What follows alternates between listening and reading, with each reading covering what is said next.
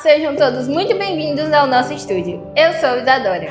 E eu sou a Rafaela. Estamos no ar com um projeto muito especial feito com dedicação pelas turmas 8º e 9º ano do Ensino Fundamental da Escola Municipal Ivanilda Monteiro da Silva, no ano de 2025. E hoje vamos mostrar uma jornada de descobertas, aprendizado e, claro, muita inspiração.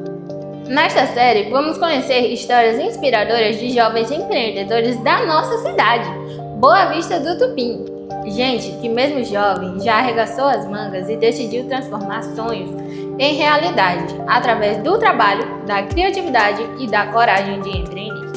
Mas antes de irmos às ruas, é importante entender o que está por trás desse desenvolvimento, que cresce a cada ano no Brasil. Você sabia que o número de jovens empreendedores aumentou 23% na última década? É isso mesmo. De acordo com um levantamento feito pelo Sebrae, com base nos dados do IBGE, só no último trimestre de 2023, jovens de 18 a 29 anos já representavam 16,5% dos quase 30 milhões de donos de negócios do nosso país. A maioria dos jovens que atua no setor de serviço está concentrada na região Sudeste e Nordeste. E olha que dado interessante, 91,4% deles são empreendedores por conta própria, ou seja, tocam seus negócios sozinhos ou com sócio, mas não têm funcionários. Também chama atenção o perfil desses jovens. A maioria é homem, representando 62,6%, enquanto as mulheres somam 37,4%.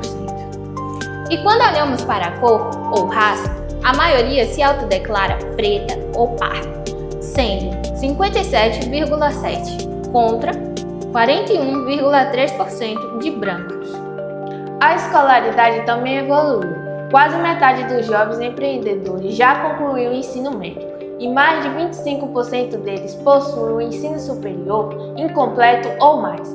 Isso mostra que os jovens estão buscando mais conhecimento para empreender com segurança e visão de futuro.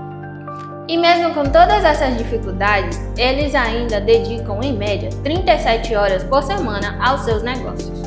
Um número expressivo considerando que muitos ainda dividem o tempo com estudos, família e outros compromissos.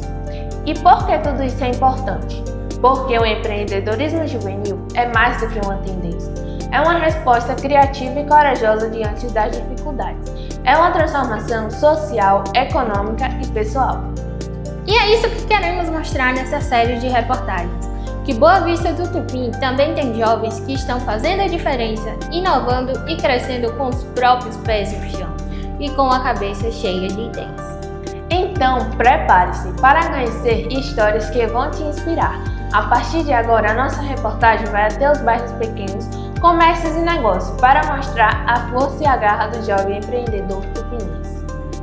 Fique com a gente e acompanhe essa reportagem feita com muito carinho pelos alunos da Escola Municipal Ivanilda Monteiro da Silva. Empreender é acreditar no futuro e o nosso começa agora.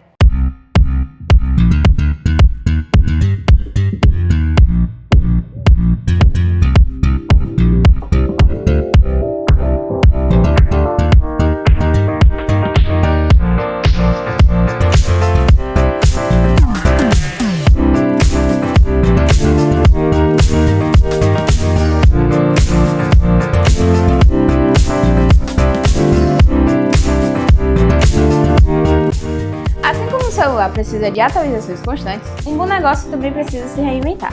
E é assim que a Conquistel vem conquistando seu espaço, conectando o empreendedorismo com as necessidades tecnológicas da comunidade. Você já precisou consertar seu celular e acabou descobrindo mais uma assistência técnica? Olá, eu sou Laura e hoje a gente vai conhecer a história inspiradora de quem transformou a paixão por tecnologia em um negócio de sucesso no ramo dos celulares e acessórios. Estamos aqui com a Evelton Invenção, responsável pela loja Cliquecel. Evelton, olá. Conta Olá, pra Laura. gente como que foi o início dessa história. Quando a gente começa em um ramo, o maior desafio no início é concorrência e são preços, porque o cliente ele quer preço e qualidade. Então você começa comprando às vezes alguns produtos com um valor mais caro, para depois você ir buscando fornecedores e indo buscando qualidade para melhorar para os clientes. Além da venda de aparelhos, a sua loja também oferece consertos e acessórios. Como que foi o processo para montar uma equipe e adquirir as habilidades necessárias para realizar os serviços técnicos com qualidade? A qualidade do serviço você vai adquirindo com o tempo, com experiência. Ninguém começa sabendo tudo. Você vai aprendendo, buscando cada vez mais melhorar. A equipe você vai fazendo com o tempo. Ela gera custos. Então você tem que fazer isso consciente, porque primeiramente você tem que honrar o seu compromisso. Hoje, quais são os produtos e serviços que têm mais saída na loja? Você percebe algum padrão de comportamento de compra entre seus clientes? Os produtos que têm mais saída são serviços, que são alguns produtos que você está propondo vender, né? No caso, Sim. mas é um produto que você vai realizar o serviço, é produto e serviço. E só o produto em si é capa, película e carregador. Durante o mês, você realiza algum tipo de controle ou levantamento sobre os produtos mais vendidos, os serviços mais comuns e a lucratividade desses serviços? No ramo de tecnologia, que é o aparelho celular, a gente faz análise sobre o que pode mais acontecer de defeito. É o descuido que a pessoa comete de ter deixado cair, quebrar, que são as telas. Aí a gente procura fazer um levantamento de usar as marcas e os aparelhos que tem mais nas cidades. Essa forma a gente faz com os aparelhos de mais baixo custo, que é o pessoal que consegue mais adquirir. Então ele vai ser o mais vendido, entende? E também o conector, que todos os dias a gente põe para carregar e tira, põe e tira. Então aquilo ali vai ter um desgaste. Querendo ou não, todo aparelho vai ter que ser trocado. Mesmo que ele não caia, mas a pessoa põe para carregar e tira. Aí ali cria um desgaste e a gente vai ter que fazer esse serviço para os clientes. Aí a gente procura fazer o levantamento para ter todas essas peças. Entendi. E como você acha que essas informações ajudam no planejamento financeiro da loja? Com certeza, porque você está preparado. Quando você faz esse levantamento, você está preparado para o seu cliente chegar e aí você vai se destacar dos demais. Eu estou aqui agora com o Anderson, um dos funcionários da Quickcell. O Anderson, conta pra gente o que você acha de trabalhar aqui na Quickcell? Na verdade, para mim foi uma surpresa vir para cá, né? Então, logo quando eu recebi o convite, eu nunca imaginei que estaria aqui, né? Na verdade, meu desejo era ser professor, por incrível que pareça. Porém, eu entendi de que Deus estava me encaminhando por um caminho diferente. E aí foi quando ele chegou na minha casa e me fez o convite de estar aqui. Aí eu comecei atendendo, e aí no decorrer da caminhada foi quando começou a haver as necessidades aqui. E aí eu também ajudo na questão da assistência também. Quando você começou a trabalhar aqui na loja, você já tinha alguma formação na área ou precisou se aperfeiçoar?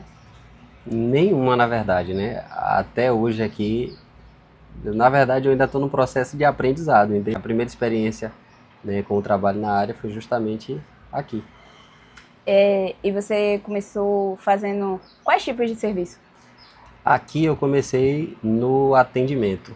E aí, como eu já disse, o tempo foi passando, as necessidades foram aparecendo. E aí a gente precisou ir aperfeiçoando para conseguir atender as necessidades da empresa.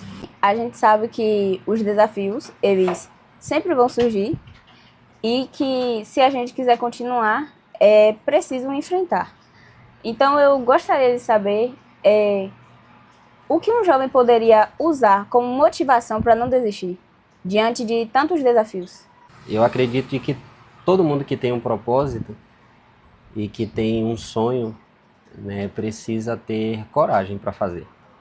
Às vezes, todo mundo que está num ramo que talvez para a cidade ou para as pessoas já esteja próspero, né, já bem desenvolvido, às vezes as pessoas acham que chegam do nada. E a grande realidade é que não funciona assim. Então você precisa ter determinação. Determinação, porque apesar de você ter um talento, né, você saber que foi chamado para fazer aquilo, além disso você precisa ter determinação e muita coragem para poder ir em frente. Então, acredito que é isso. E persistência.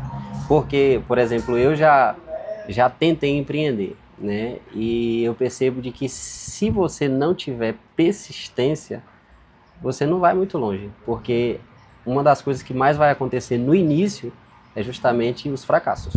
E se você não tiver mente suficiente para isso, você acaba desistindo. Muitos jovens têm interesse em empreender. Que habilidades ou atitudes você considera indispensáveis para os jovens que querem empreender desde cedo? Ele ser economicamente correto. Se ele querer empreender, ele querer gastar mais do que ele ganha, nunca vai dar certo. Por quê? Ele nunca vai ter uma lucratividade, ele nunca vai ter um capital de giro em vossas mãos. Ele tem que sempre observar qual é a necessidade da cidade. Tem muitos jovens na própria cidade que se dão bem, que teve entendimento, teve sabedoria de abrir seu próprio negócio. O dinheiro está em todo lugar. Falta de você analisar e todos para ter o pensamento de abrir seu próprio negócio. Ninguém consegue começar grande. Um jovem, ele tem que começar pequeno. Eu mesmo já fiz galinhota, já vendi pastel na praça. E isso foi uma das críticas que os jovens da minha sala já fez para mim. Como eu vou vender um pastel na praça?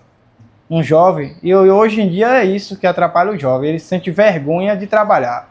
Erivelton não é só um técnico, é um exemplo de que talento e força de vontade pode sim transformar uma ideia em um negócio de sucesso. Aqui, cada reparo é um passo a mais, rumo a um futuro melhor. E por aqui, o sinal segue forte. Erivelton, obrigado por nos receber e nos contar um pouco da sua trajetória de sucesso. Obrigado, Laura, eu que agradeço.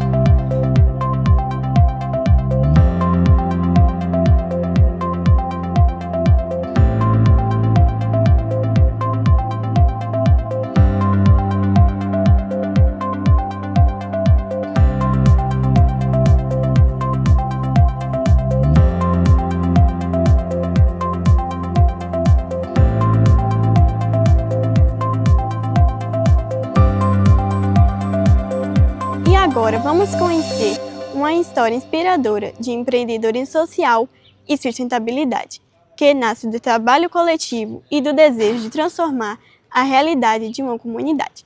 Estamos aqui em frente à ADECIT, Associação de Desenvolvimento Comunitário Idealista Tupinense, um grupo de pessoas que encontrou nas garrafas PET uma forma de gerar renda, preservar o meio ambiente e fortalecer os laços comunitários. Eles transformam o que seria lixo em produto útil, vassouras resistentes, feitas à mão e com consciência ambiental. Vamos conhecer um pouco mais sobre essa iniciativa?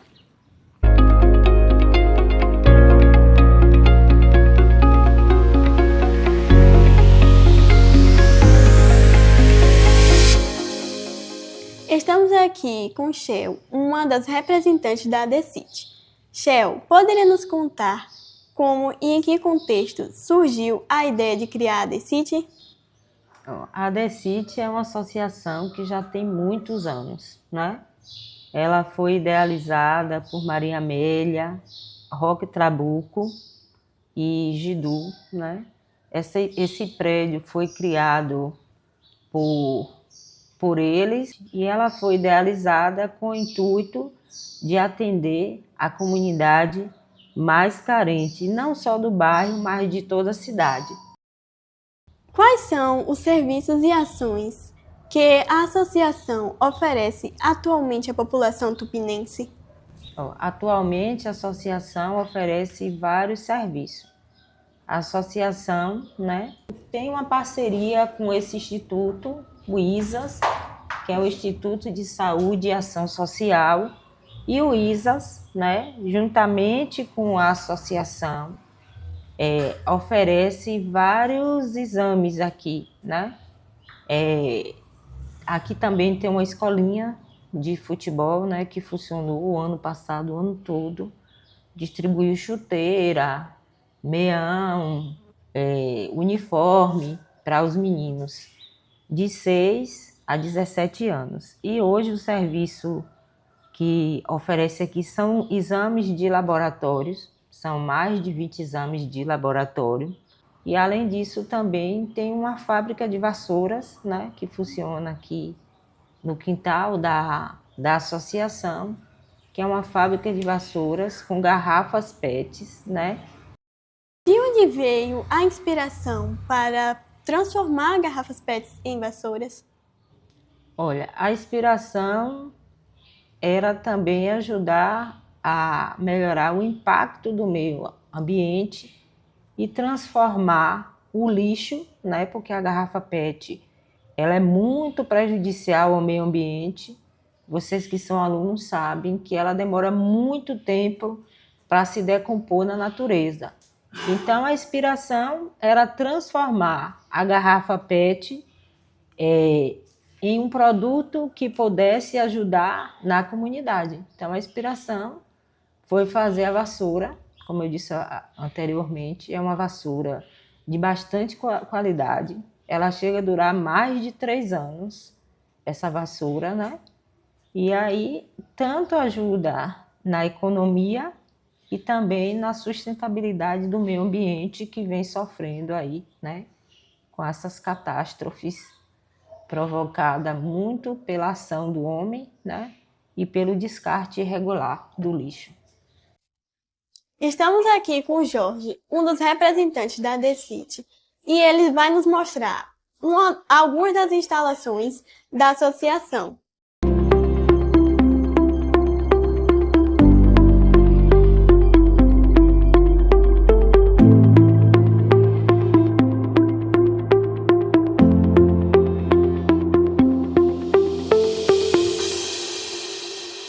Vocês conseguem manter uma média mensal de produção de vassouras? Olha, depende muito da reciclagem, da quantidade de garrafa que o pessoal vai nos trazendo, para a gente poder fazer uma quantidade de aproximadamente de 100, 150 vassouras. Como essa produção varia ao longo do ano e o que influencia nesses números? Olha, ela varia em quantidade de garrafa que se traz, porque nós temos uma média mais ou menos de 8 a 10 garrafas para que transformamos em uma vassoura. É uma vassoura. Então, ela influencia em vários fatores. Por exemplo, uma garrafa PET ela leva de 200 a 600 anos para decompor. Então, ela chega aqui, nós transformamos ela. Se ele traz 100 garrafas, por exemplo, nós vamos fazer 10 vassouras. Né? Então, dentro de um dia, a gente pode até aumentar a produção, vai depender de quantas pessoas estão trabalhando, vai depender de toda essa cadeia que traga para a gente poder transformar nas vassouras. Então, eu acredito que transformar a garrafa PET em vassoura ecológica é um benefício grande, né? Que nós aqui da Associação DECIT está desenvolvendo para o meio ambiente. Poderia nos explicar quais são os custos envolvidos na fabricação de cada vassoura? Olha, como é uma vassoura artesanal, tem ali as máquinas que transformam essa vassoura, ela é toda manual, nenhuma é elétrica, ela é uma máquina artesanal. Então é fácil transformar a garrafa PET em uma vassoura, porque você aprende ali fazendo, a máquina ajudando a desfiar. Ela tem um processo muito bom que você corta ela, desfia, bota no forno. Então isso aí tudo é manual. Então qualquer pessoa, ela aprende a fazer uma vassoura de garrafa PET. E qual é o valor de venda? O valor da garrafa PET ela é de R$15. Hoje ela está custando R$15. Quando iniciamos a gente vendia ela R$13, mas hoje ela custa R$15. Esse valor garante um retorno sustentável para a associação? Garante sim. Com esse valor a gente pode chegar a uma média de pagar uma energia, pagar uma internet, né? A água. Eu acredito que quanto mais a gente produzir, a gente vai vender mais, porque eu acredito que a gente vai ter assim, uma noção de expandir ela nos mercados, em outras comunidades, né?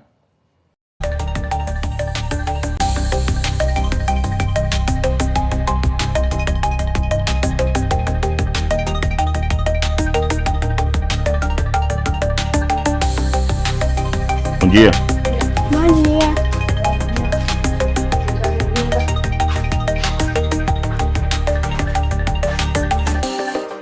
Tudo bem? Tudo bom. Estamos aqui com Dona Ana, uma das responsáveis pela produção das vassouras. Quantas garrafas PET, em média, são necessárias para produzir uma única vassoura? 15 garrafas. E como esse reaproveitamento contribui para o meio ambiente em escala local? Assim, a gente pega as garrafas, pede às crianças para trazer, aí eu recebo aqui. Quando não é eu, é seu Jorge.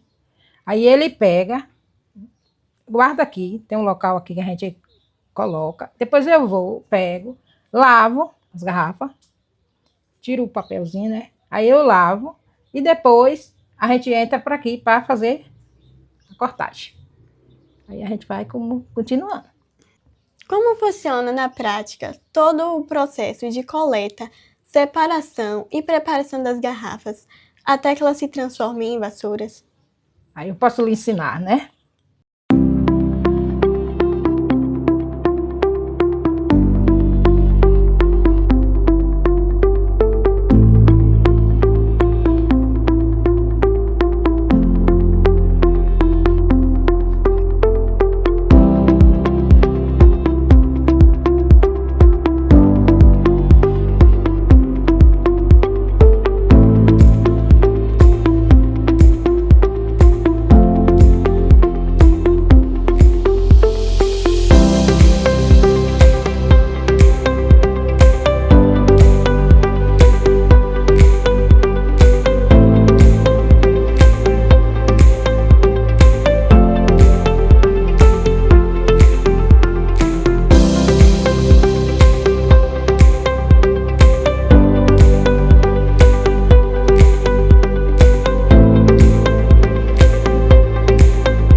E assim a gente termina nossa reportagem com uma grande lição.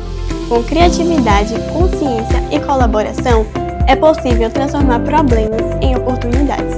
Aqui na Decite, uma garrafa que seria jogada fora virou uma vassoura que gera renda e dignidade.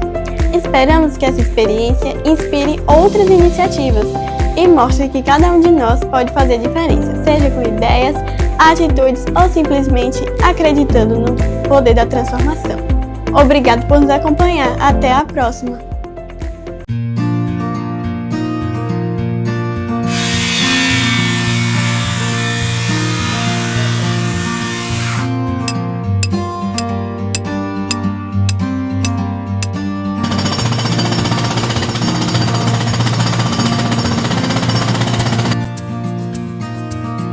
Olá, eu sou Marcelo Benício. Hoje eu e nossa equipe vai apresentar a história de um jovem que decidiu empreender com cimentos, blocos e muito esforço. No coração da nossa comunidade, nasce um comércio que vai além da construção civil, constrói sonhos e oportunidades. Estamos aqui na Madeireira Nascimento, criada por Eduardo Nascimento, um exemplo de iniciativa, visão e compromisso com o desenvolvimento local. Agora vamos conhecer como este empreendimento surgiu e o impacto que ele tem causado na comunidade.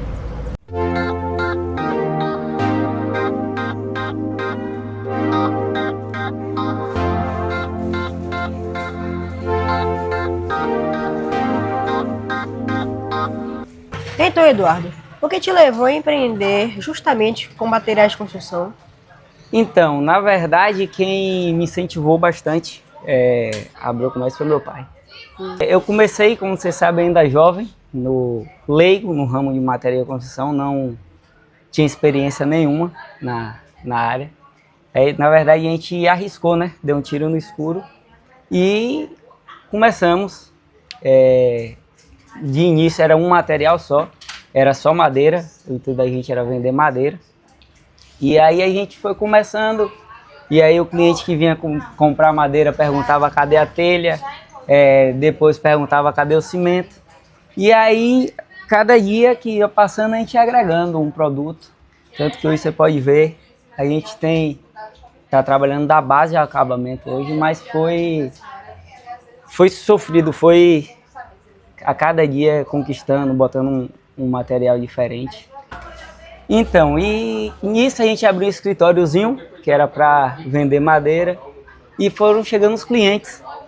A gente sempre fazia promoções, ter alguma coisa de diferente dos nossos concorrentes.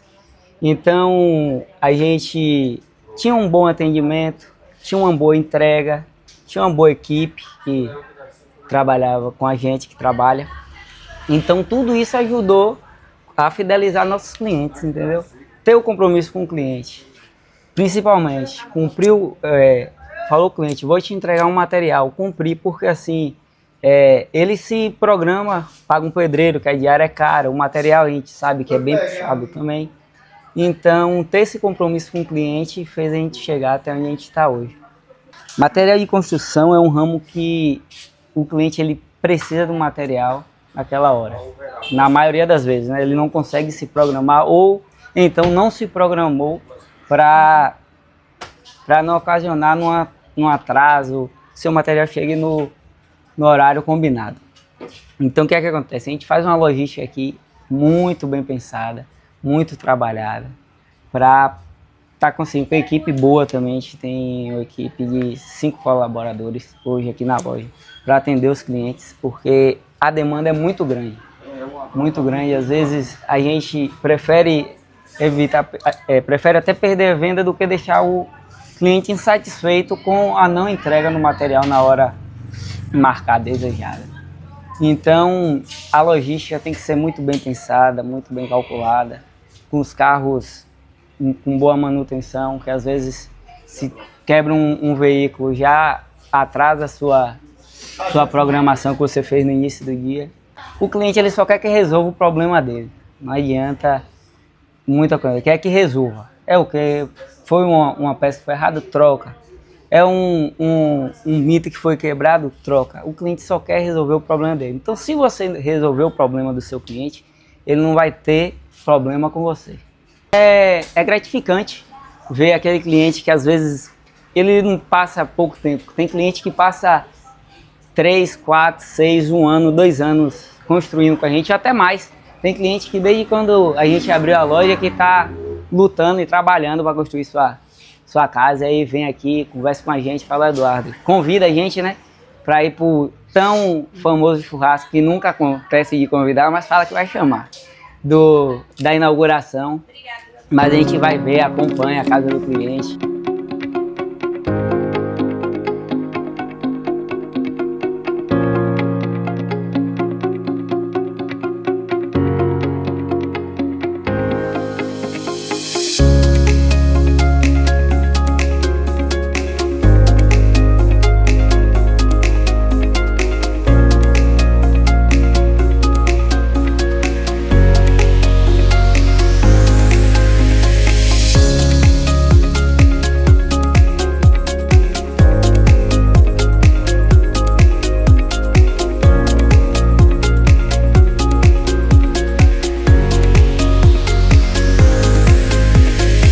A loja aqui começou com um quadro de funcionários muito menor do que a gente tem hoje. Hoje a gente consegue empregar o funcionário direto daqui e também a gente sempre traz material. Então o caminhão chega carregado, é a geração de emprego para o pessoal que trabalha descarregando. Então assim, Os informais. Os trabalhadores informais. E também tem a questão de campanhas, a gente sempre está participando das campanhas aqui no município, seja com doação, seja com patrocínios, que acredito que agregue bastante para o município.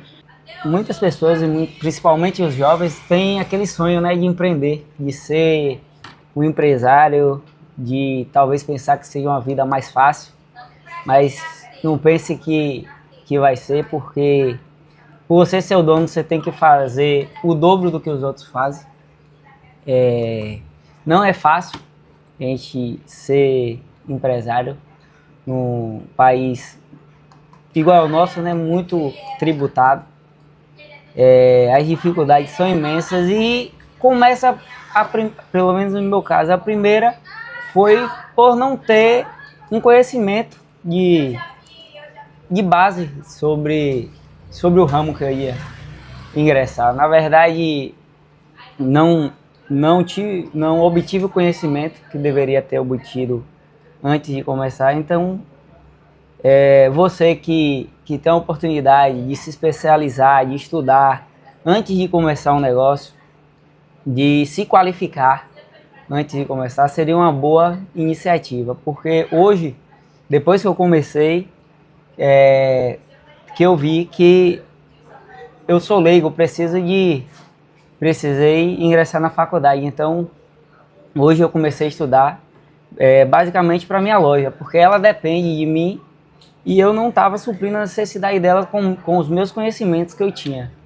Então, invista no seu estudo, que é importantíssimo, me fez falta.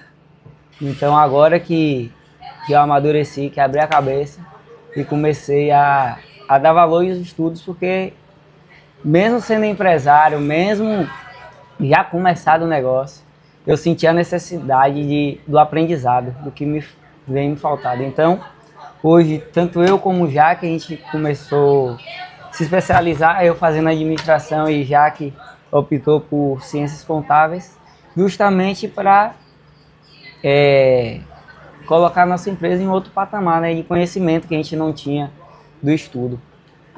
Empreender não é fácil, mas com visão, coragem e dedicação, os resultados começam a aparecer. Eduardo mostrou que a juventude tem poder para mudar a história e construir histórias do chão ao teto. E que cada tijolo levado aqui é, na verdade, um pedaço de sonho sendo levantado. Obrigado por acompanhar nossa reportagem. Até breve.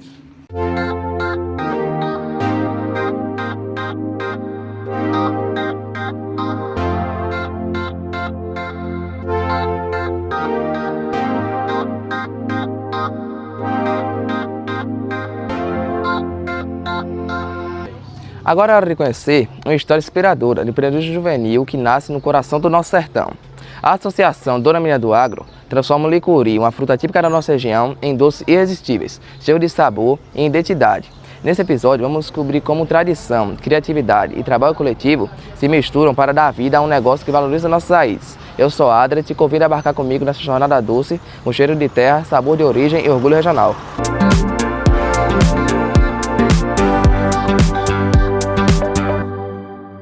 Meninas, por favor, você apresente pra gente seus nomes, origens, onde moram e qual é o seu negócio de vocês.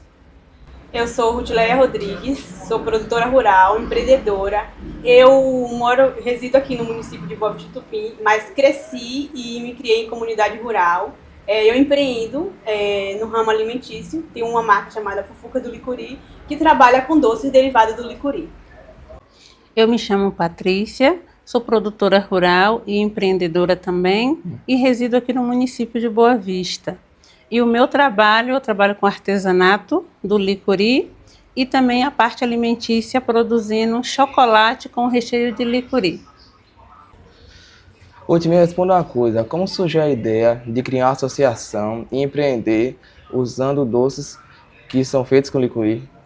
Então, para falar da criação da Associação Dona Menina do Agro, eu tenho que voltar um pouquinho lá atrás e falar de como surgiu a Fufuca do Licuri. Participei de um curso, o AgroJovem, e nesse curso surgiu a ideia de montar uma empresa chamada Fufuca do Licuri, e a partir daí, participando de feiras, eventos, comecei a ver a importância que tem uma associação para uma comunidade, para um município. Participei de eventos que tinha associação de mulheres, e a partir daí eu vim vendo como isso era importante. E aí surgiu a ideia de chamar outras meninas para montar a associação. Interessante. Mas você já teve alguma ligação com a produção de doces ou foi algo novo na sua vida? Foi algo totalmente novo na minha vida. Nunca tinha trabalhado em cozinhas, fazendo doces, essas coisas. Foi tudo a ideia surgiu dentro do curso e também a produção eu comecei dentro do curso. Comecei com artesanato de licuri, aí à medida com que eu fui trabalhando com artesanato, veio esse olhar também para pegar o licuri como a sua forma alimentícia para utilizar em recheios de doce, que nem do chocolate. Mas antes era com artesanato. Certo. Como você consegue o licuri que utiliza nos seus produtos? Eles vêm de um lugar específico? Há uma história por trás da colheita ou acesso a esse fruto? Hoje eu tenho pessoas de comunidades rurais que fazem essa colheita e essa quebra. Eu já compro ele todo quebrado. Tenho pessoas no entrocamento, tenho pessoas no Baixio, na Aliança, tem pessoal de Macambira também. Então sempre tem a história de aquele licuri que ela está quebrando é a complementação de uma renda. Não é a renda principal dela, mas é para complementar uma renda. O preparo do licuri exige algum cuidado especial? Vocês poderiam nos contar se no processo existe algum segredo ou tradição familiar envolvida? Olha, existe sim um cuidado com o licuri, principalmente na área do alimento, porque a gente não pode pegar o que o gado, porque no município a gente tem fartura o licuri direto do pé e o que o gado também coloca. Então a gente só utiliza na área alimentícia o que a gente pega direto do pé, aí tem que ter esse primeiro cuidado e o cuidado na hora de armazenar também, ele não pode passar muito tempo, tem todo aquele cuidado de colher muito bem ele até na hora de escolher por causa dos resíduos das cascas e também para ele não arder, que se demora muito tempo ou armazena de maneira inadequada, ele pode ficar ardido. Então tem esse cuidado. Hoje eu tenho vários doces, mas quando eu comecei com o biscoito de licuri, que foi o que me inspirou a começar a empreender.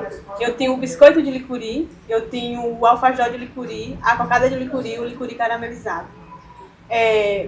Para chegar num processo da receita, eu fiz vários testes. Esse teste começou, como eu já disse, comecei a empreender desde o curso. Esse processo de receita, a gente começou a testar ele dentro do curso. E a gente foi fazendo e foi vendo que tinha público, e conforme a gente tinha público e tinha feedback, a gente foi aprimorando até chegar no biscoito que a gente tem hoje. O nosso doce queridinho é o biscoito de licuri. Até porque ele é o primeiro que começou, tem uma história. Então, assim, o que mais se destaca, o que mais é vendido, o que tem mais vendas é o biscoito de licuri. Hoje a gente tem aqui a sede da Dona Menina como um ponto de comercialização. A gente tem também ponto de comercialização distribuído em Itaberaba, Mucugê, a gente começou agora a mandar para Brasília também, Feira de Santana. Também Redenção, eu também comercializo a parte artesanal lá também, aqui na localidade, em Itaberaba. Olha, a reação das pessoas quando provam o chocolate com o recheio de licuri, eles ficam fascinados. Eles não imaginam que o licuri promove um sabor tão agradável em vários tipos de doce, como no chocolate. Então eu fico muito feliz quando eu vejo a reação dessas pessoas. São reações diferentes. Quando prova a combinação do chocolate com o licuri e quando prova o biscoito. Porque para eles é algo novo, diferente, que nunca fez.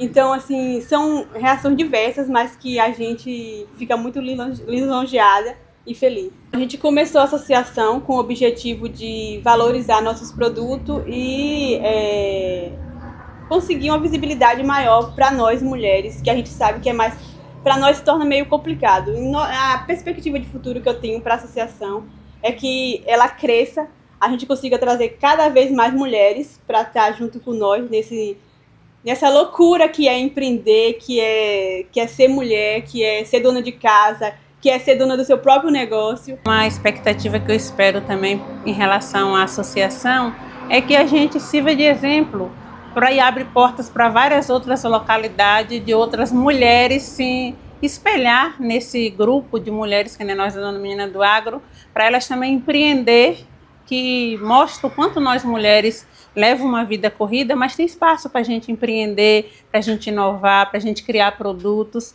Então eu vejo que a Dona Menina do Agro, ela trouxe isso para a gente como grupo. A gente descobre que a gente é capaz de fazer tanta coisa, tantos produtos maravilhosos, cada uma do seu jeito, mas com talento maravilhoso. Então isso é muito gratificante.